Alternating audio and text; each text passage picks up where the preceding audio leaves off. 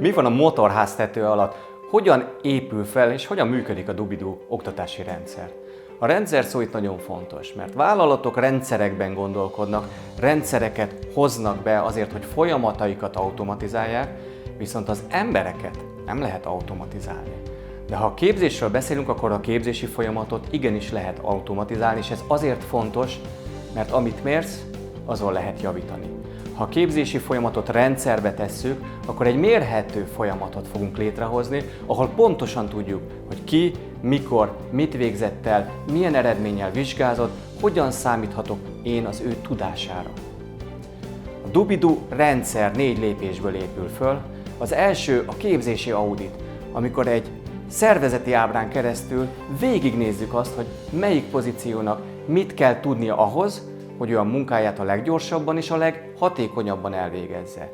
Ez egy tanácsadási folyamat, ahol a vállalat vezetőivel, azon munkatársaival ülünk le, akik részt vesznek ebben a képzési folyamatban.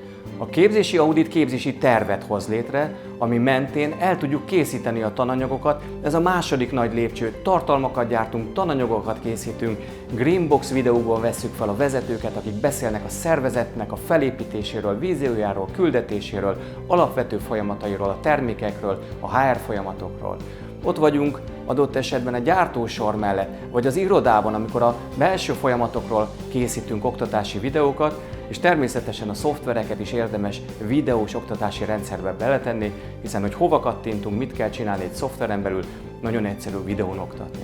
A harmadik lépés maga a rendszernek a felépítése, ezt setupnak hívjuk, amikor testre szabadtan, a cég arculatának megfelelően felépül egy online oktatási rendszer, jogosultságok mentén hozzárendeljük a tananyagokat, és a negyedik lépés elindul, mérjük, vizsgáljuk, hogy minden a megfelelő helyen van, vizsgáljuk azt, hogy hogyan lehet a legjobban optimalizálni a képzési folyamatot, és az eredmény, hogy a személyes időnk, amit eddig képzésre fordítottunk, a nagy részét lecsökkentük, és egy olyan rendszert kapunk, amelyen keresztül mérhetővé válik a tanulási folyamat.